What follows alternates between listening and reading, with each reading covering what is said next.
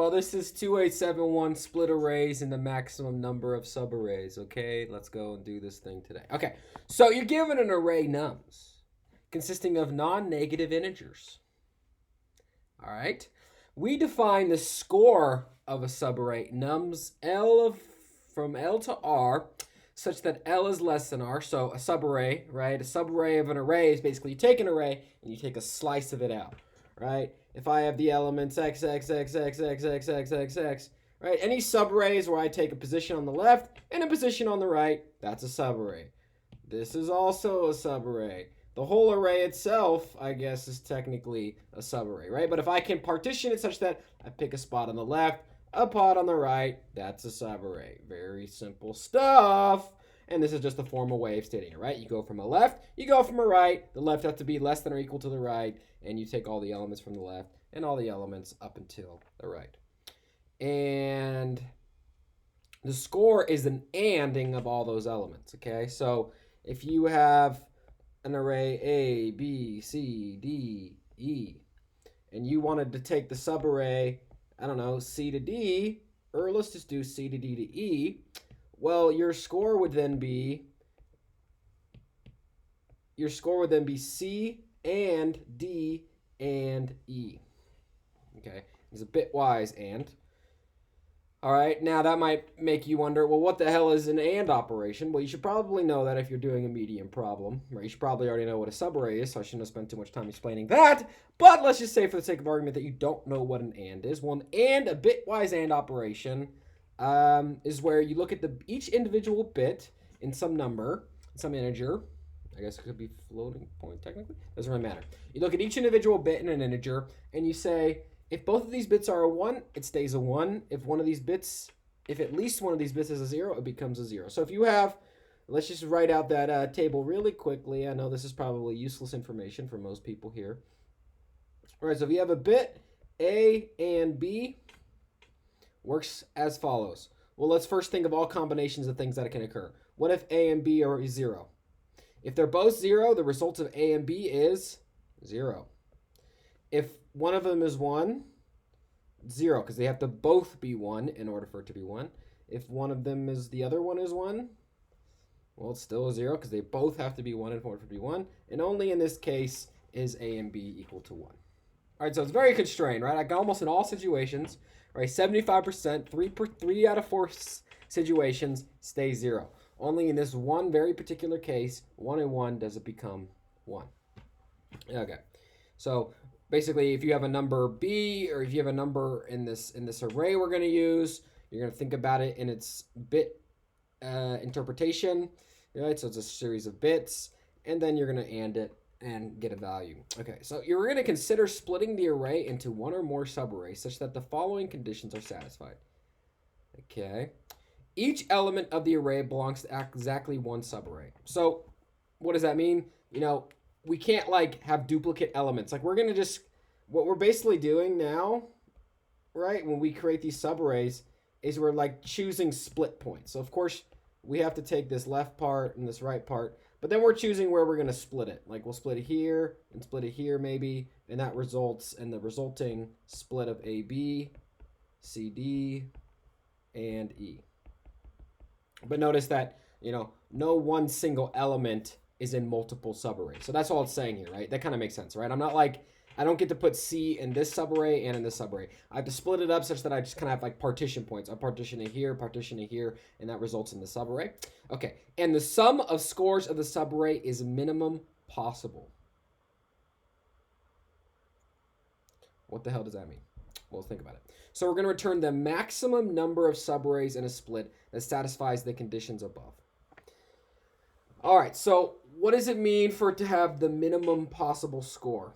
Well, it's saying that the sum of scores of the subarrays is minimum possible. The sum of scores in the subarray. So we need the minimum score, you know, A, B, A, and... So if this was the split, for example, let's just say this was the split, that would mean A and B, you know, that operation plus C and D, you know, that operation plus E has to be minimum. Okay. Now, I'm trying to think of, should we do the observations first or should we do the example first? Okay, let's just do this example really quick. Okay, so we have nums equals 1, 0, 2, 0, 1, 2. 1, 0, 2, 1, 2. Okay. Now let's create these subarrays. Now the answer is 3, which means that we can split this into 3 subarrays. And it's saying that we will do a split here and a split here. All right. Now, 1, 0, that is literally just what's an ANDing of 1 and 0? That's going to be 0. 2 and 0, 0. 1 and 2, well, 1 is this and 2 is this. So when we AND these together, right, you're looking at each individual bit vertically. Say 1 and 0 ANDed, that's 0. 0 and 1 ANDed, that's 0, right? So that's 0. And so this is 0. So when we add it together, we get 0 plus 0 plus 0 equals 0. And that has length 3. Hopefully that wasn't a little too, fast for you. Okay.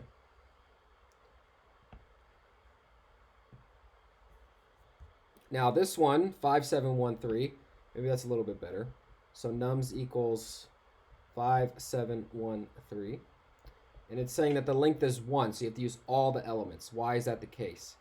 Well, 5 and 7, 5 in bitwise representation is 4, 2, 1. 7 is all of them. So this is 5, this is 7. 1 is 0, 0, 1. 3 is 1, 1, 0. Okay. So 5 and 7 ANDed together is, well, this is 1, 0, 1, 1. So that's 1, 0, 1. Okay. So what if we AND all these together? If we AND all these together, right, so we can do piecewise, we can go down. All these stay 1. This becomes 0. And this becomes 0. So the minimum value here is 1. Not to be confused with this one. This one just represents that you have to use the whole array to make the subarray. Okay. And there's no other way to split it. Now, oh no, it has to be subarray. Trying to make a point here. So this is 1, 0, 1.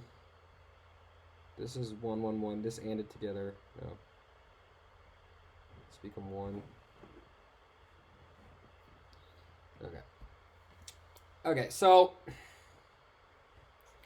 in this problem, okay, the first thing we need to think about is, well, we turn the maximum number of subarrays in a split where the subarray is as minimum as possible. So we want to find what is the minimum subarray we can create, right? Because that'll determine how many subarrays we can create. Because all the subarrays have to have the sum of scores of the subarrays as minimum possible. And so we're trying to find the minimum such subarrays. Now, the minimum subarray you can create uses all elements. Okay, because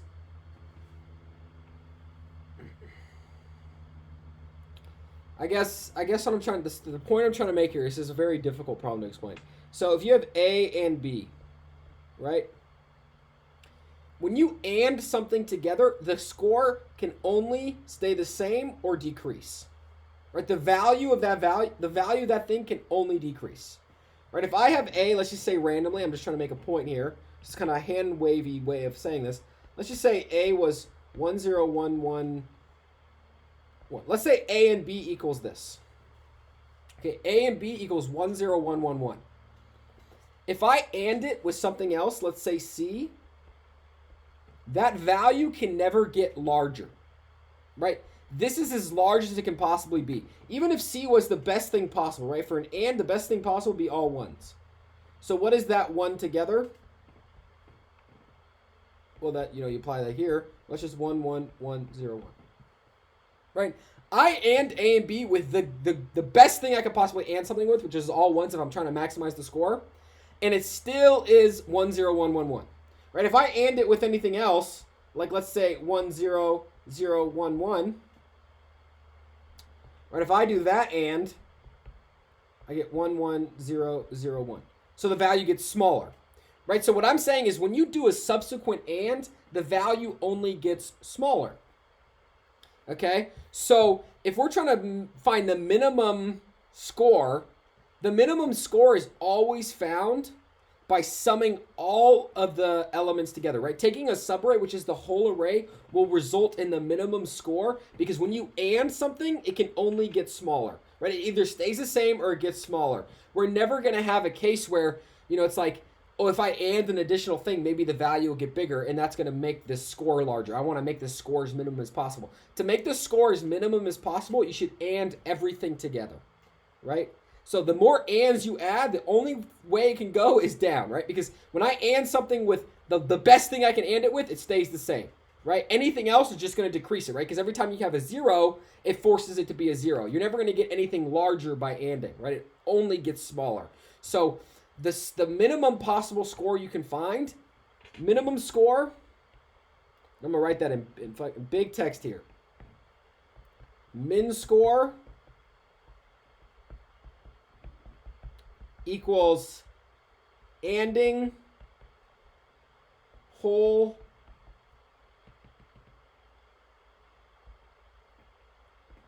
the whole array. And why is that the case? Well, to reiterate, because the score can only get smaller when you and. It either stays the same or it gets smaller. So you might as well just and the whole thing, and that'll give you the smallest possible thing. Okay? So then you say, okay, well, the minimum score I get is from anding the whole thing. But that's why this problem's kind of weird, because like I know how to get the minimum score, but I also want to get the maximum number of subarrays that give me the minimum score. Okay? So let's say for an array, the minimum score is 1. Let's say we have a subarray, 1, 1, 1, 1. You might be tempted to say, oh, well, I'll just make 4 subarrays, 1, 1, 1, and 1. Because if I took the and of this, right, if I took the and of all these, you would get 1, right? The and of this entire array is 1. Right?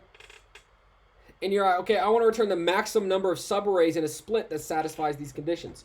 So maybe I'll do, this one has length as and 1, and 1, and 1, and 1. But remember, we have to take the minimum sum of scores. When you sum these up, you get 4. Right? There's only one subarray with score 1. And, there's a bunch of subarrays with score 1. But there's only one subarray where the sum of subarrays is score 1, right? So that's why this problem's kind of, again, reiterating the same points over and over again. This problem is difficult because it's like, I want to find the maximum number of subarrays, but I also need the minimum score. So it's like I'm kind of having like contradicting, polar opposite constraints here. I want to decrease my score, but I want to maximize the number of things that end up increasing my score. Okay? So let me think of another way of doing this here. Let's say, for example, that this was, maybe it'll make more sense if I do it like this. Let's say it was 3, 1, 3, 1. Okay, well, 1 and 3 is 1, 2. So if I and these together, if I and everything together, right, I end up with 1.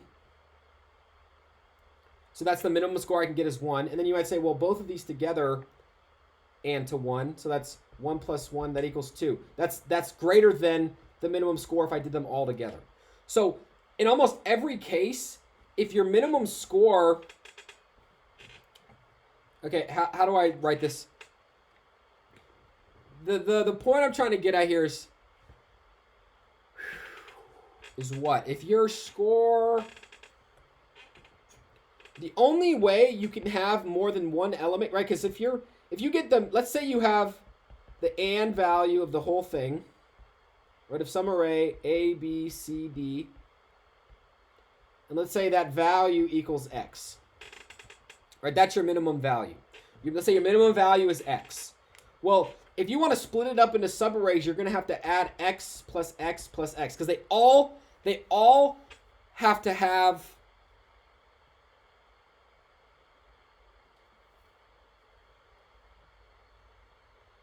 right. If you add them all up, the minimum is x. So all these values have to be greater than or equal to x, right? That are within your splits. Right, so that means you have to add all these values that are at least greater than or equal to x, right? Because when you add the whole thing together, the smallest thing you can get is x. So if you split them up into parts, right? If you segment this array, summing them up, the value is going to be greater than or equal to x. The only way the value will be the same is if all these values are 0. Right? The only way you add x plus x and it equals 0 equals x. But the only way that adding a bunch of x's equals x is if this value equals 0, right? So the only way you can get a situation where you don't use the whole array is if you have if all the subarray values are 0. Does that make sense? Right? The only way that you can, right? Because when you look at this whole thing, to iterate this point again, right? We looked at this example. The only reason, like if we do the whole array, it equals 0. The only reason we could make multiple elements is because each of them was 0, right? The and of this whole thing was equal to 0.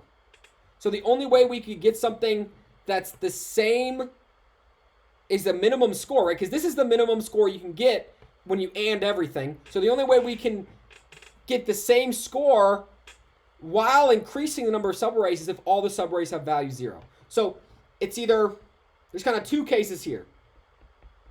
If the minimum of the array not equals 0, then we have to return 1. Why is that the case? If the minimum of the array is not 0, then you're never going to get a better score by creating subarrays, right? Else, if the minimum of the array is 0, we return the number of 0 subarrays that we can create. Okay? And with that, I'm going to try to make this work. Hopefully. Although what I said I don't believe makes a whole lot of sense, unfortunately. Okay. So let's try to do that. So what I'm basically saying here, right, is, well, how many subarrays can I make that are 0? And if I can't make it 0, what do I return? I'm trying to decide if I'm going to do this the harder to understand but more efficient, or am I going to do this the more efficient or easier to understand, less efficient. I'm going to do it the hard way, okay? So basically, let's say the whole and of the whole thing, we're going to start that as num0, and then we're going to look at each number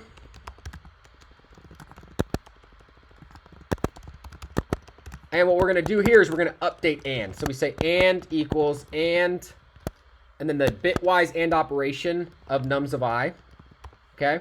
And at the end, we'd say, well, if and doesn't equal 0, we return 1, right? Because if and doesn't equal 0, right, that's the case where, you know, your value is x. But if you create other subarrays, those values have to be greater than or equal to x, because the smallest x you can get is the smallest and value x you can get is anding the whole subarray. So any smaller subarray can only be the same or larger. Therefore, if your smallest value x is non-zero, summing up multiple x's will be greater than just having that one single x by itself. But on the other hand, if that smallest value x is 0, then summing any subarrays where they're also 0 will maintain that value of 0. Okay? So we return 1 if and is greater than 0. Otherwise, we return something else, and we'll figure out what that else is here. Right? This x here would be the number of x0, we'll call it 0, subarrays that we can create. Okay, so then all we have to do is just keep track of the number of zeros that we create and maybe keep track of our current value. So we'd say, well, if our current, we'll start with our current value being 0. Should this be 0? Well, there's always one solution at the end. So we'd say if the current value equals 0, that means we found another 0 subarray. So we'd say, okay, well, we'll restart current and set it to nums of I.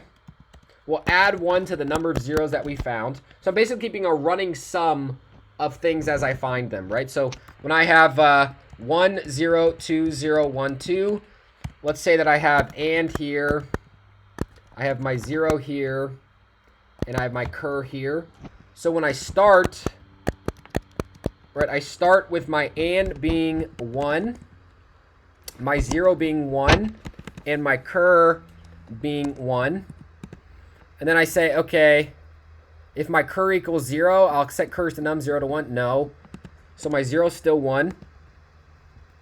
Because this updates on the next iteration, which is a little weird. Maybe I should do it differently.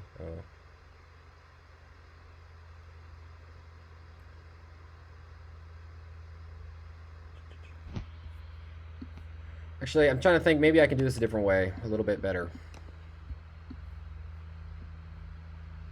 Storms, I'm trying to and something that I haven't defined yet. Let's just do float infinity. Or integer max. Ah! We're going to do it like this, whatever. Okay, so on the next iteration, right, we would say, okay, we're here. We say, no, we're not updating cur because cur is not 1. We say and equals and nums I, so we're updating this. This becomes 0. And actually for the rest of this, it'll be 0 because one of them becomes 0. We say 0, 0 plus equal 1. That means the amount of zeros that we found. And then we update cur. So we say cur equals cur and nums. Because what I'm trying to do is I'm trying to find the number of 0 subarrays, right? So if I find a 0 subarray, what you'll notice is like when I said here, right, the second you make something 0, it always stays 0, right? Because then everything's 0, so no matter what you and it with, it stays 0. So as soon as I find a subarray that equals 0, I can move on to the next one and find the next subarray that equals 0, right? So once I get to this case, I'm here. This cur would stay. I would cur and a nums I, so this becomes a 0. This next thing finds that this cur is a 0, so it sets this to 2. And then I reset cur to just 2 by itself. So I'm saying, okay, I found something that equals 0, so now I can move on. So this becomes 2. This becomes 2, so this stays as a 2. This cur is now 2. I end it with 0. It becomes 0. And then I say, okay, now this cur is a 0, so I can add another 1 to 2. And I'll reset cur to 1. 0 is still 3. And then I say, okay, cur 1 and 2 together, that becomes 0. And then at the end, I add this last 0 in, and I get 4.